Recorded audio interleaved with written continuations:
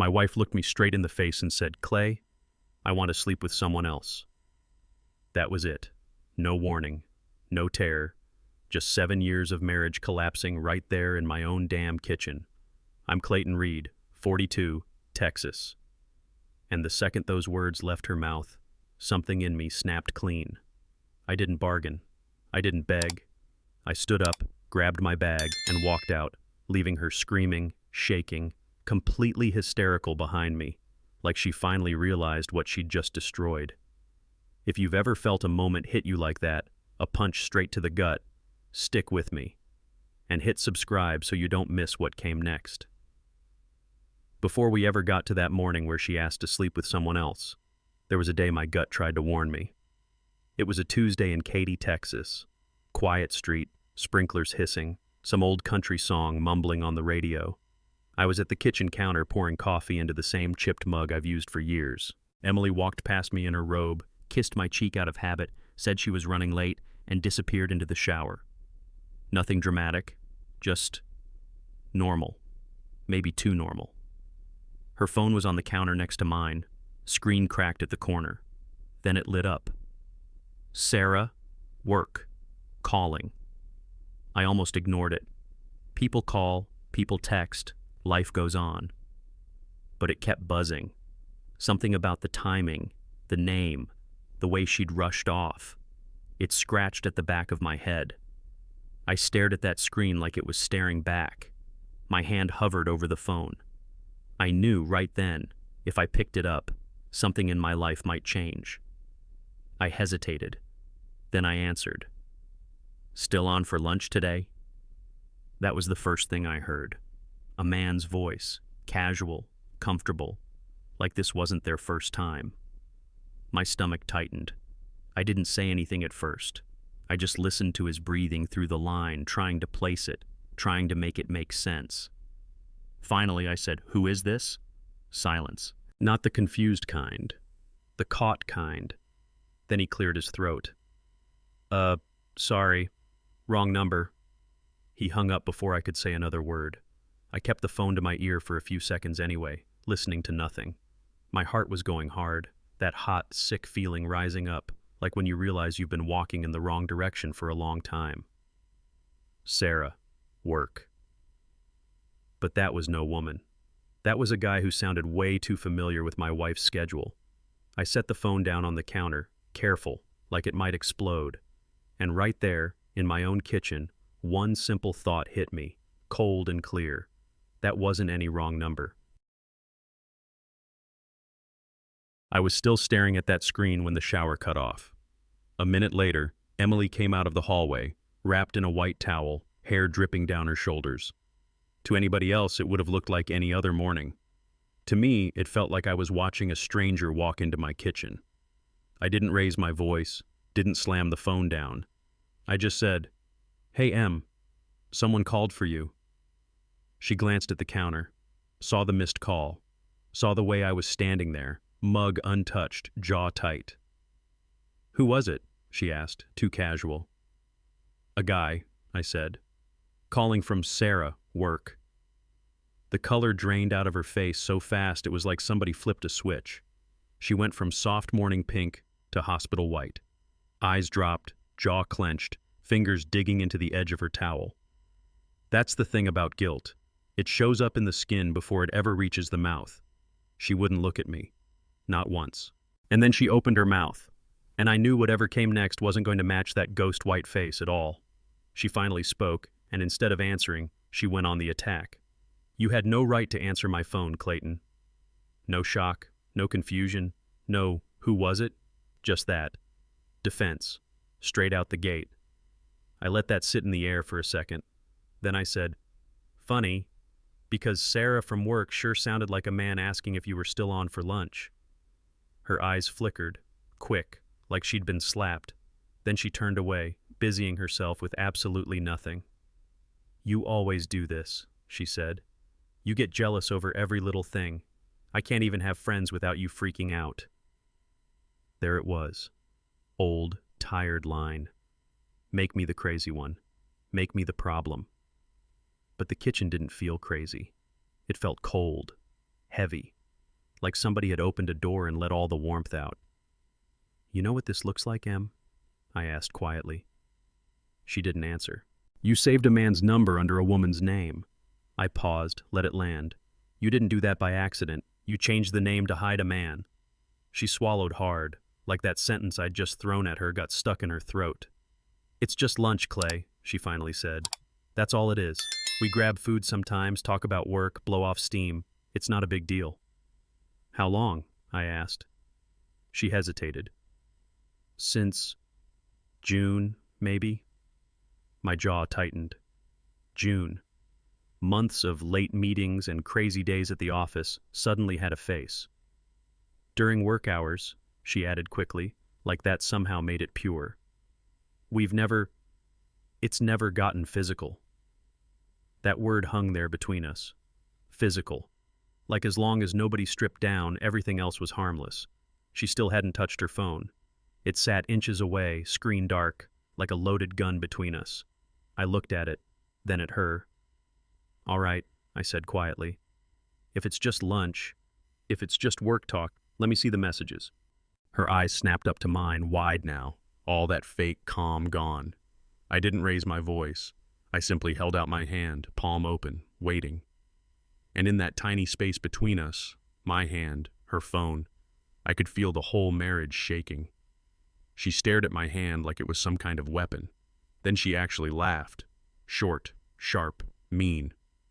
"I'm not giving you my phone, Clayton. I'm allowed to have privacy." There it was. Privacy. The shield. The last wall people build when they know the truth on that screen will burn everything down.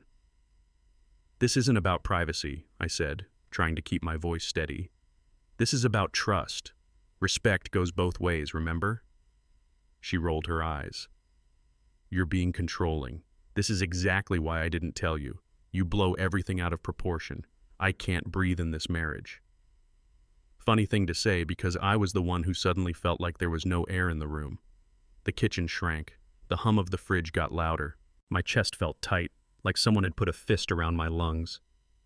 "Emily," I said slowly, "if there's nothing to hide, why are you so afraid of me seeing it?" Her jaw clenched. Then, in one fast, angry motion, she lunged forward and snatched the phone off the counter, yanking it out of my reach. And right then, she didn't need to show me a single message. The way she grabbed that phone told me more than any text ever could. When she yanked that phone back, something in me went cold. "All right," I said, "let's make this simple." I leaned against the counter, crossed my arms, tried to keep my voice steady. "How many times have you had lunch with him?"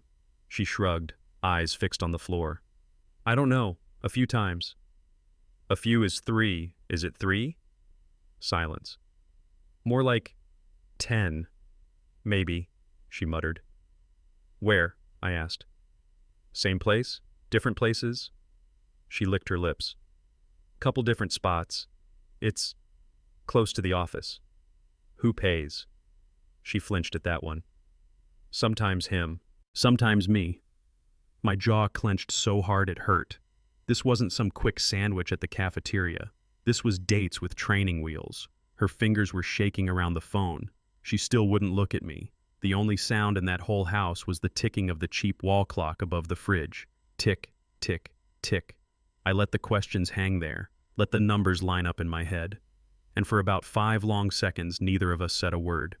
But in that heavy silence, every answer I needed was already there. She finally broke the quiet. "Clay, we've been drifting apart for a while," she said softly. "It's not just about him. It's us. The routine. The same thing every day. Work, dinner, TV, sleep. I feel like I'm suffocating."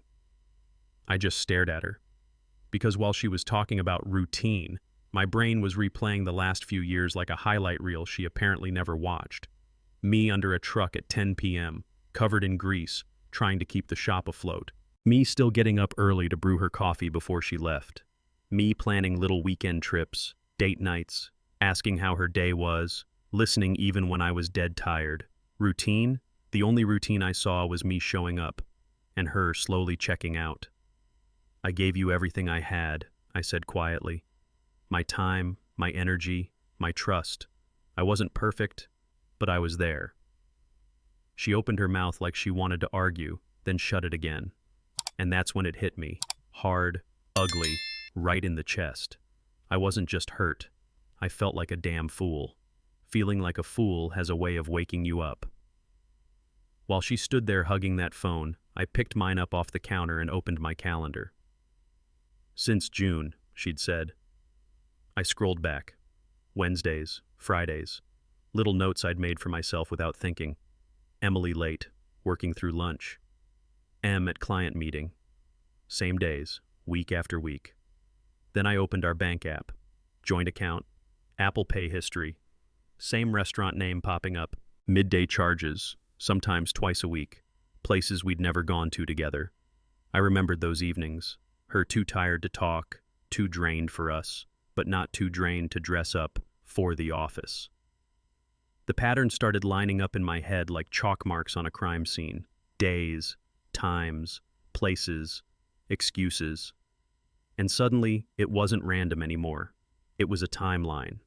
A quiet little parallel relationship running right alongside our marriage, like a road she'd been driving while I thought we were in the same car. I set my phone down and looked at her. Really looked at her. Tell me again, I said calmly, how this is just lunch. That was the crack. She dropped into the chair across from me like her knees couldn't hold her anymore. One hand over her mouth, the other still clutching the phone so tight her knuckles went white. I'm sorry, she choked out, finally crying. Clay, it's not what you think. He's just a friend. I swear to God, he's just a friend. The chair legs scraped loud against the tile as she shifted. Her elbow hit her coffee mug. It tipped, dark liquid spilling across the table, dripping onto the floor between us. I didn't flinch. I watched it run, slow and messy, like everything else. She kept saying it, over and over. Just a friend. Just a friend. Like if she repeated it enough, it would turn true. I leaned forward, resting my forearms on the table, speaking low so she couldn't pretend she didn't hear me. If he's just a friend, I said, eyes locked on hers, then why the fake name, Emily? The words landed heavier than the coffee cup hitting the floor. And in that moment, with her tears, the mess, the shaking hands, just a friend sounded like the worst joke I'd ever heard. Something in her broke then. The story changed. She dropped her hand from her mouth, wiped at her eyes, and finally stopped hiding behind that just a friend line. Okay, she whispered. Fine, I have feelings for him. There. Are you happy now? Happy. Hell of a word to use in that moment. We talk, she went on, about work, about life. He listens. It felt nice. But we never did anything. We haven't acted on it. That's why I'm telling you now. I wanted to have an adult conversation before it went too far. Adult conversation. That's what she called this. Clay, please, she said, leaning toward me. Don't blow this up. Don't turn it into some big scene. Nothing happened. You have to trust me. Trust. Coming out of her mouth, it sounded hollow, like a word dropped down an empty well. I swallowed hard, and it actually hurt. I could feel something in my chest tearing a little, that last thin piece of faith trying to hold everything together. And in the quiet between us, you could almost hear it rip. She must have heard it too, that crack in the air, because her eyes shifted, got sharper, almost defensive. Maybe the problem is, she started slowly, picking her words like landmines, maybe our marriage is too tight. I frowned. Too what? Too restrictive, she said. We've both changed, Clay. People evolve. Maybe what we need isn't to freak out over this, but to rethink what marriage looks like for us. The fridge hummed behind me. The clock ticked. Sunlight hit my wedding ring, cold against my skin. What are you saying? I asked. She took a breath. Maybe we should consider an open marriage. Time didn't just slow down. It stopped. Her words just hung there, poisonous and calm, like this was some smart, modern solution. An open marriage. After secret lunches, fake names, just a friend, and hidden feelings. Her answer was to bring another man into our bed with my consent. I stared at her, and all the noise in my head went dead quiet. "Hell no," I said finally. "That's a deal breaker." You'd think "that's a deal breaker" would have ended it. It didn't. She leaned in like we were in some couple's workshop. "Clay, listen to me," she said. "We both need more freedom. We've been stuck. I'm trying to be honest now before anything actually happens. Most people would just cheat. I'm at least coming to you first." There it was, turning poison into a favor. "So this is my fault now?" I asked. My throat felt like sandpaper. I reached back and closed my hand around my truck keys on the counter just to feel something solid. "I'm saying we're both unhappy," she fired back. "You work all the time. You come home exhausted. We barely connect. You shut down, and then you punish me for wanting more than this boring routine. An open marriage could help us, not hurt us." Help us. She talked like she was pitching a business plan. New terms, new rules, same ring on my finger, different man in her bed. I didn't argue, didn't shout. I just went quiet. And any man who's ever been pushed past his limit knows that's the silence you don't come back from. Without a word, I picked up my keys and walked down the hallway. Our bedroom looked exactly the same as it had every other morning. Unmade bed, her lotion on the nightstand, my work jeans on the chair. Normal. I opened the closet, pulled out the old black duffel I used for hunting trips with Nate, laid it on the bed and unzipped it. The sound cut through the house, sharp and final. I started with the basics, a couple pairs of jeans, work shirts, socks, underwear, my shaving kit from the bathroom, laptop and charger from the desk, birth certificate, passport, truck title from the file box under the bed. All the pieces of a life you never think you'll have to move. My wedding ring felt heavy all of a sudden. I slipped it off and set it on the dresser. It rolled a little, circled once, then settled flat on the wood. That tiny clink hit harder than any fight we'd ever had. The air in that room was thick, like it didn't want to let me go. I grabbed the zipper with my right hand and pulled it closed in one smooth motion. Zip. It sounded like a sentence being handed down. And for the first time since I said "I do," I was packing to leave my own home. When I walked back down the hall with that duffel on my shoulder, she was waiting.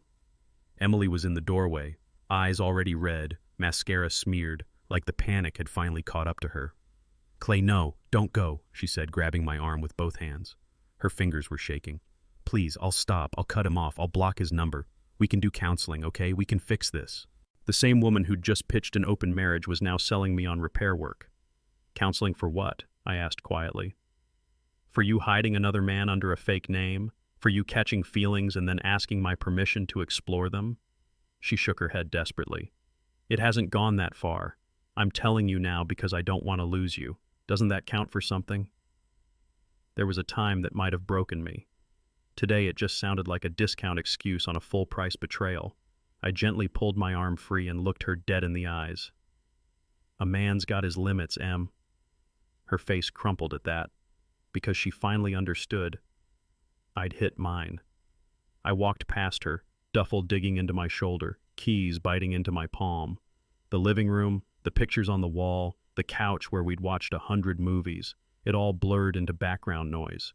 The only thing that felt real was the front door in front of me, my hand wrapped around the handle. For half a second I felt her behind me, heard her breath hitch like she wanted to try one more line, one more promise. She didn't.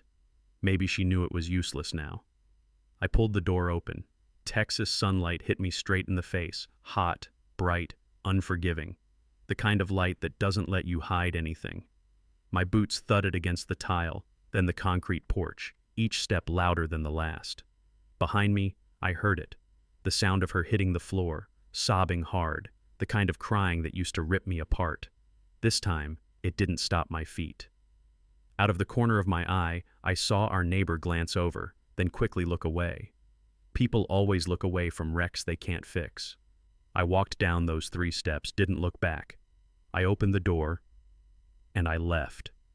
I threw the duffel in the bed of my Silverado, climbed in, and just sat there for a second, hands on the wheel, heart pounding loud enough to hear. Then I turned the key. The engine rumbled to life, steady and familiar, like the one thing in my world that still made sense. I pulled away from the curb slow, then headed toward Highway 6 on muscle memory alone. Houses blurred past. Same neighborhood, same streets I'd driven 1,000 times, but it felt like I'd crossed some invisible line and there was no way back over it. The radio kicked on, some upbeat song that didn't fit the moment, so I shut it off with one quick jab of my finger. I didn't want noise. I wanted quiet. My grip on the wheel was tight enough to make my knuckles ache. My mind was weirdly blank, like it was protecting me from thinking too hard, too fast. Just white noise and that dull throb in my chest. Then, out of nowhere, I let out this short, ugly laugh. "Loyalty ain't optional," I said to the empty truck, and hearing my own voice say it out loud made everything that just happened feel real. By the time I pulled up in front of Nate's place, the adrenaline had worn off and the exhaustion hit me like a brick. I put the truck in park and just stayed there. Engine ticking, sun beating down on the hood, neighborhood kids' bikes tossed in a nearby yard. Normal life, going on without me. I stared at the front door for a long time. 20 minutes. Easy. Part of me hoped I'd wake up, still in my own bed, late for work. None of this real. It was real. Finally, I grabbed the duffel, climbed out, walked up, and rang the bell. Nate opened the door, saw my face, then looked down at the bag. He didn't ask a single stupid question like, "What happened?" or, "You sure?" He just put a hand on my shoulder and pulled me into one of those rough, wordless hugs only a brother can give. After a moment, he stepped back, eyes steady on mine. "You didn't ruin anything," he said quietly. "You just finally saw it." I didn't realize I'd been holding my breath until then. That was the first time all day I actually exhaled. A long, broken sigh that felt like it came from years back, not just that morning. That night at Nate's, I didn't sleep much. I stared at the ceiling on his old guest bed, playing the whole day on repeat like a bad movie I couldn't shut off. Around 6 a.m., before the sun was even up, I grabbed my phone and opened my contacts. I had a number saved from a buddy who'd gone through a divorce a few years back, a lawyer he swore by. Back then, I'd hoped I'd never need it. I do now. My thumb hovered for a second, then I hit call. He picked up, voice rough with sleep. I gave him the short version: wife, coworker, fake name, open marriage. He didn't sound surprised, just steady. "Can you come in tomorrow morning?" he asked. "I'll be there," I said. The rest of that day I went into practical mode, opened my laptop, pulled up bank accounts, mortgage info, insurance, titles, took pictures of everything. Started a list: assets, debts, passwords. The kind of inventory you make when you know something big is about to break. When I walked into his office the next morning and he asked, "So what do you want to do?" I didn't hesitate. File it. Word travels fast in families, especially bad news. That afternoon, my phone lit up with a name I knew was coming. Linda, Emily's mom. I let it ring once, twice, then answered. She didn't waste time. "Clayton Reed, what on earth are you thinking? 7 years of marriage and you're ready to throw it all away over some texts and a few lunches?" I held the phone away from my ear a little, let her get it out. I could picture her pacing her kitchen, hand on her hip, convinced she was the voice of reason. "You men are all the same," she went on. "You take off the second things get hard. Do you know what this will do to Emily? To our family?" Our family. Funny choice of words. I kept my voice calm. "Did she tell you about the fake name? About the feelings for another man? About asking for an open marriage?" There was a pause. Not long, but long enough for me to know she'd either been given a half story or didn't want the full one. "People make mistakes," she snapped. "You work through it. You don't run." I stared at the wall, jaw tight. "I'm not running," I said softly. "I'm drawing a line." She crossed it. Before she could spin it back on me, I pulled the phone from my ear and hit end call. And just like that, the boundary wasn't just between me and Emily anymore. It was between me and everyone who thought her choices were my responsibility to endure. After I hung up on her mom, the calls stopped for a bit. The texts started instead. First one, "Can we please just talk?" Then another. I told him it's over. He's gone. I blocked his number. A picture popped up. Screenshot of a blocked contact. Like proof from a child caught stealing. I panicked, Clay. I said stupid things. I don't want an open marriage. I want you. We can fix this. I'll do anything. Message after message, stacking up on my screen. Walls of words, apologies, explanations. I never meant to hurt you. I was lonely. We can be stronger after this. Heart emojis tossed on top like band-aids on a bullet wound. I sat on Nate's couch, phone in my hand, thumb scrolling slowly. I read every single one. Not because I was thinking of going back, but because I wanted to see exactly what I was walking away from. I never typed a reply. Not okay, not leave me alone, not even stop. I just set the phone face down on the coffee table.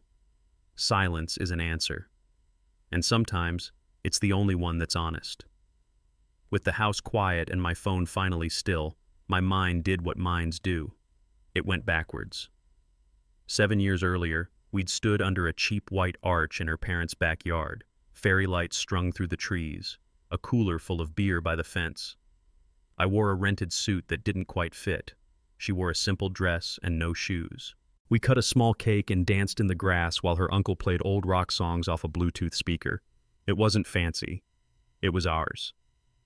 I remembered catching the flu our second year, shaking under blankets on the couch while she made soup and checked my temperature every hour. She'd tuck her cold feet under my leg and complain about my taste in movies. I thought that was love. Maybe it was then. But somewhere along the line, the color started draining out. Date nights turned into, I'm too tired. Conversations turned into, nothing, I'm fine. Dinners went from laughing and stories to forks scraping plates and both of us staring at our phones. We didn't explode. We faded. Sitting there on that worn-out couch at Nate's, it hit me, sharp and clear. We built a life. Then she burned it quietly. Once you start looking back with open eyes, the past stops being memories and starts feeling like evidence. I sat there thinking, did I miss the signs? The long days at the shop, sure. I picked up extra shifts, took weekend jobs, told myself I was doing it for us.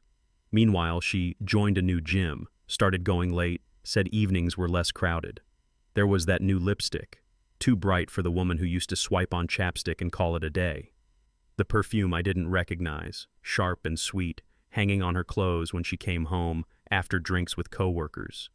The way she'd flip her phone face down on the table. The half-second delay before she answered a text. The quick lock screen when I walked into the room. Individually, none of it screamed cheating. Together, in hindsight, it was loud as hell. Every late gym night lined up with those Apple Pay lunch charges. Every work thing matched those Wednesdays and Fridays she said she was slammed. The pieces slid into place too neatly to be coincidence. It wasn't just that she'd crossed a line now. It was realizing she had been walking toward it for a long time, while I was too busy believing we were fine. A few days later, I sat across from the lawyer again, in a small office that smelled like coffee and printer ink. He had a yellow legal pad full of notes with our names at the top, like we were some case file instead of two people who'd once danced barefoot in a backyard. "All right, Clayton," he said, calm and straightforward. "Here's where we stand." He went through it piece by piece. The house, the truck, my shop, her 401k, the joint accounts, the credit cards, Texas law, community property, percentages and options, words like division, equity, spousal support. Not romantic. Very real. He pulled up the draft petition on his screen, turned it slightly toward me. "This is the filing. Once this is submitted, the court process starts. You'll get a hearing date. She'll be served. There's paperwork and waiting. But this is the move that puts it all in motion."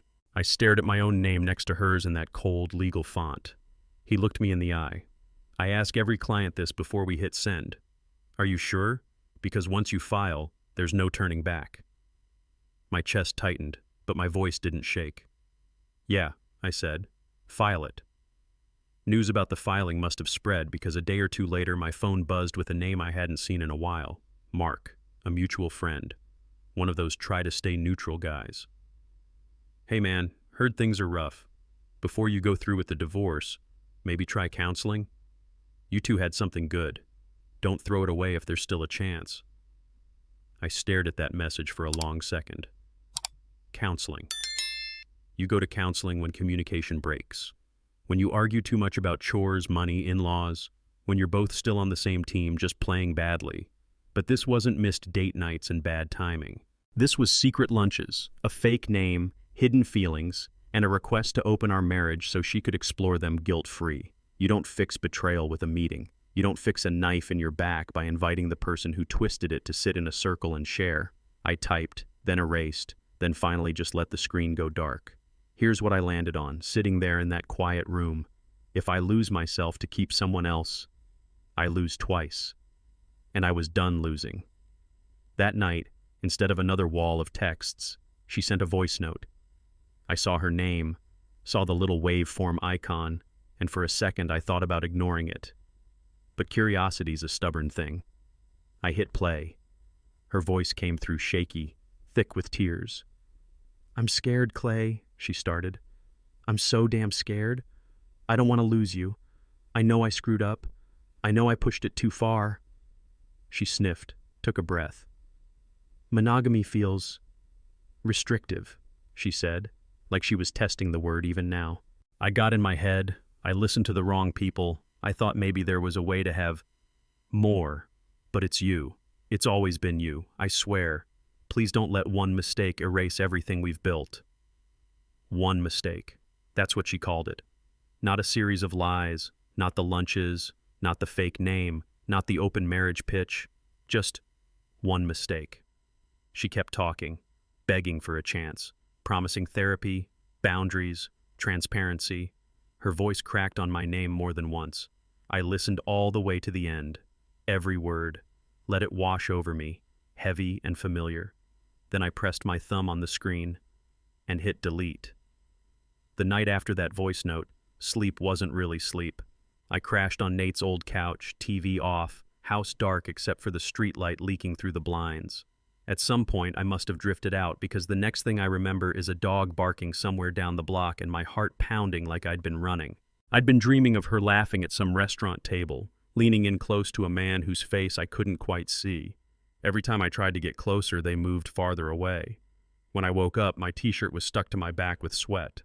The clock on the cable box said 2:17 a.m. For a minute, doubt crept in, the kind that shows up in the dark. Maybe I overreacted. Maybe we could have tried harder. 7 years, Clay. Then I heard her own words replay in my head, clear as day. Maybe we should consider an open marriage. Not an apology, a proposal. I picked up my phone, scrolled to my lawyer's number, and hit call. It went to voicemail. I didn't care. "Hey, it's Clayton," I said, voice low but steady. "Just calling to tell you, I'm all in. No backing out. We go through with this." Then I hung up. And for the first time that night, the nightmare felt like it belonged behind me, not in front of me. A couple days later, I went back to the house to grab the rest of my things. We arranged it by text so she wouldn't be there. I didn't want another scene. The place was too quiet when I walked in. Same couch, same rug, same lemon cleaner smell. But it felt like a hotel room someone else had checked out of. I went straight to the bedroom, opened the closet, pulled the last of my shirts from the hangers, the boots I kept in the back corner, the box with old ticket stubs and junk that only meant something to me. On the dresser was a small jewelry box.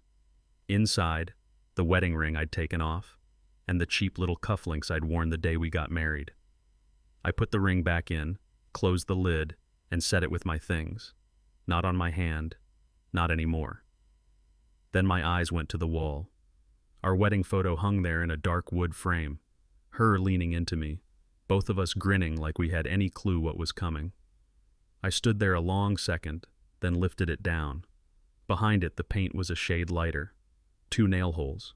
An empty rectangle where our life used to live. That bare patch on the wall hit harder than the picture itself. Sometimes it's not what's there that tells the truth. It's what's missing. As I was loading the last box into the truck, I heard a screen door creak. "Clayton?" It was Mary from next door, still in her house shoes, mug of coffee in hand. She'd watched us mow lawns, grill on Sundays, argue in the driveway, all the regular neighbor things. "I heard a little bit," she said gently. "You okay?" I could see the concern in her eyes, the kind people get when they know they can't fix it but feel like they should say something. I managed a small nod. "We'll be all right," I said. Not I. We. Me, and whatever version of my life came next. She held my gaze for a second, then just nodded back. "If you need anything, you know where we are." "Appreciate it," I replied. I closed the tailgate, wiped my hands on my jeans, and took one last look at the house, at the windows we'd put Christmas lights in, the door I'd just walked out of for the last time as a husband. Then I stepped off the driveway and cut across the front lawn toward my truck, the grass crunching under my boots. It felt like I was walking across a line I wasn't ever meant to cross twice. The next morning, I went where I've always gone when I don't know what else to do. The shop. As soon as I opened the bay door, the smell hit me. Oil, rubber, a hint of gasoline. The familiar clutter of tools on the bench. The old radio in the corner playing classic rock. The '04 F-150 waiting on a lift like it had all the time in the world. In here, things made sense. A noise had a source. A problem had a cause. You diagnose, you fix, you move on. No guessing, no fake names. "Morning, Clay," old Mr. Henderson called from the waiting area. "Heard you've been scarce. Everything all right?" I wiped my hands on a rag, gave him the same half-smile I'd given Mary. "We'll get there," I said. "Truck still making that whining sound?" He laughed. "Louder than my ex-wife." I slid under the hood, hands steady, focusing on bolts, belts, and fluid levels instead of open marriages and court dates. For a few hours it was just me and the machines. No drama, no begging, no lies. By the time I shut the hood and handed the keys back, my chest felt a little lighter. Work saved me today, I thought. Sometimes turning a wrench is the only thing that keeps a man from coming apart. A week or so later, I was at the shop eating a sad excuse for lunch. Gas station sandwich, lukewarm coffee, when my phone buzzed with an email notification. Subject line, team engagement, lunch rotation summary. It was from the HR department at Emily's company. Looked like I was still on some old spouse benefits list. Normally I'd delete it without thinking. This time I opened it. Inside was a neat little PDF, dates, times, lunch spots to attended. Team building, they called it. Corporate bonding. I scanned down the list, not even sure what I was looking for, until I saw it. Wednesdays, Fridays, same dates I'd seen hitting our bank account, same restaurants. And next to Emily's name, over and over, Daniel Hart, the guy behind Sarah, work. The wrong number. The voice on the phone asking if they were still on for lunch. My face went cold. Not angry, not shocked, just numb. This wasn't a suspicion anymore. It was a paper trail. Her "just a friend" printed in company font and approved by HR. I forwarded the email to my lawyer. I didn't add a single word. The truth had stamped itself. Now it was just a matter of what came next. Not long after that, Emily's family decided it was time for an intervention. My phone lit up with a video call. Her mom, her sister, and even her uncle squeezed into one screen like a jury. I almost let it ring out. "Against my better judgment," I answered. "Clayton," her sister started, all tight-lipped, "this has gone too far." "Divorce? Really? You're being dramatic." Her mom jumped in. 7 years, and you want to throw it all away even though she never actually slept with him? Do you have any idea how many couples work through worse? They talked over each other. Rough patch. Overreacting. Every marriage has issues. She was honest in the end.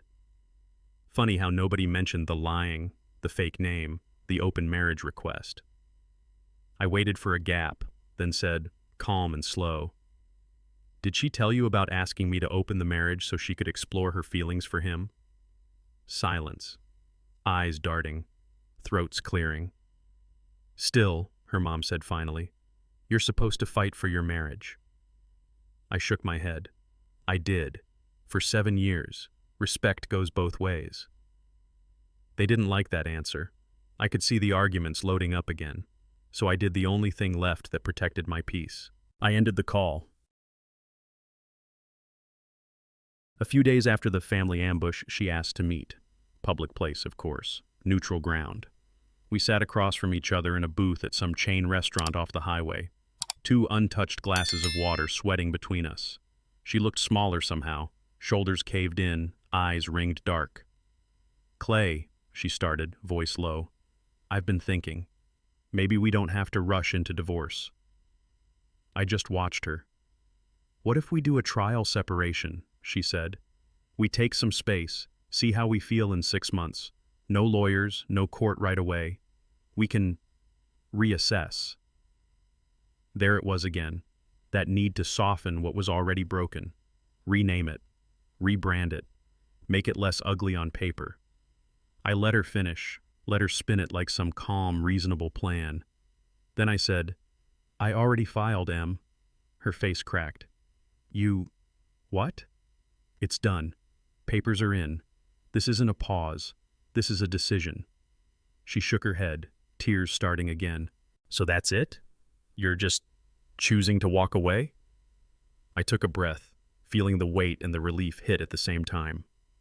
"No," I said. "This is me choosing me." That night, I was back at Nate's, but he and his wife were out. House to myself. For the first time in a long time, it was just quiet. No buzzing phone, no arguments, no voice on the other side of a door asking for one more chance.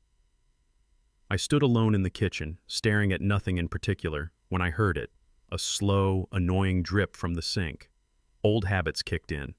I rolled up my sleeves, reached under, tightened a loose connection, wiped up the little puddle forming at the base. Simple problem. Simple fix. No lies hiding behind it.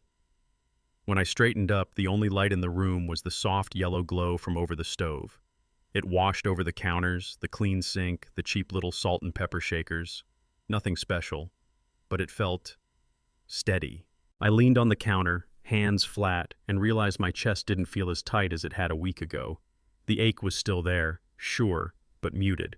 I thought about our vows, about for better or worse, and how nobody ever mentions what to do when worse comes from the person standing opposite you. In that small, warm kitchen, with nothing but a fixed leak and my own breathing for company, I felt a tiny, rare thing I hadn't felt in months. Peace. A few days after that meeting at the restaurant, my lawyer called. I was in the shop again, wiping grease off my hands, when the phone buzzed. I stepped outside, leaned against the brick wall, and answered. "Clayton, it's all moving," he said. "Courts acknowledged the filing. We've got a preliminary date on the books." He walked me through it. Disclosures, proposals, deadlines, how the house would likely be handled, what might happen with the accounts. He'd already sent her side the paperwork. The machine was officially running now. "From here," he said, "it's just a process. Not quick, not fun, but it ends. You'll get through it." I listened, eyes on the parking lot, watching cars roll by like nothing in the world had changed. He paused. "You still sure about all this?"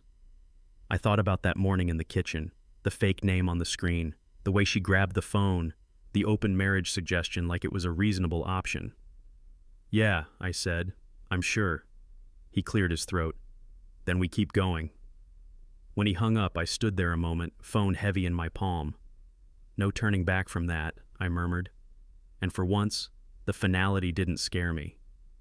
Not long after the court date was set, I got something I hadn't seen in years. A handwritten letter. Nate dropped it on the table. "Came to the house," he said. "Figured you'd want to see it. Emily's handwriting on the front. My name. No return address." I sat there for a minute before I opened it. The paper was already wrinkled like she'd gripped it too tight. A couple of the ink spots had bled out. Tear drops, probably. "Clay," it started. "I know you don't want to hear from me, but I don't know how else to say this."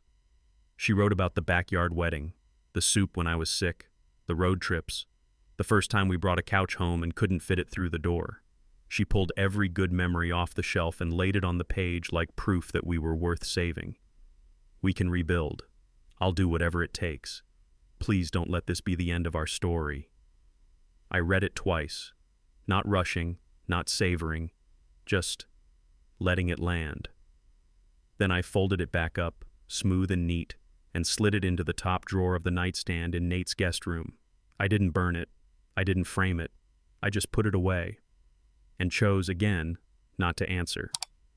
After I put that letter in the drawer, life didn't suddenly get easier. But something inside me settled. A couple mornings later, I woke up before my alarm. The sky outside Nate's window was just starting to lighten, that soft gray blue you only see right before sunrise in Texas. Instead of rolling over, I laced up an old pair of running shoes I hadn't touched in years. I stepped outside into the cool air. The street was empty. No cars, no barking, just sprinklers and birds and that low hum the world has before it really wakes up. I started slow, legs stiff, lungs burning a little. One mailbox, then the next. Breath in, breath out, sweat on my neck, the sun creeping up behind the houses, turning the tops of the trees gold. My head, for once, was quiet. No replays, no what if. Just the sound of my footsteps and my heartbeat keeping time. Somewhere around the second loop of the block, it hit me. Simple, clean. For the first time in a long damn while, I could finally breathe. Later that day, after the run, the shower, and a full shift at the shop, I found myself standing in front of the tiny bathroom mirror there. Fluorescent light buzzing overhead, smudged glass. My own face staring back. Tired, sure, a few new lines, but not hollow anymore. I pulled on a pair of work gloves, palms stained dark with oil and grease, flexed my fingers.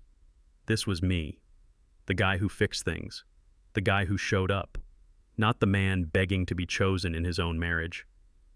I wiped a streak of dirt off my cheek and, without meaning to, I smiled. Not big, just enough to feel it. A quiet, I'm still here kind of smile. I walked out back, pulled my phone from my pocket, and scrolled to Nate's name, hit call. He picked up on the second ring. Yeah? Beer tonight? I asked. Your place or mine, meaning your couch. He snorted. You buy, I'll pretend I like your taste. For the first time in weeks, I laughed, really laughed. Two brothers, giving each other hell over cheap beer. It sounded warm. It sounded like my life again. Looking back now, here's what I finally understood. I didn't lose a marriage. I lost an illusion. A real marriage needs three things at the core: safety, love, and respect. Not perfect dates, not fancy vacations, just two people who choose each other, over and over, even when it's hard. She stopped choosing me long before I packed that bag. The secret lunches, the fake name, the open marriage talk. That wasn't a rough patch. That was a different road. And here's the truth I had to bleed a little to learn. Loyalty isn't optional. It's not some extra feature you negotiate. It's the floor. Once that drops out, you're not standing in a marriage anymore. You're standing in a cage you built yourself. So I made a choice.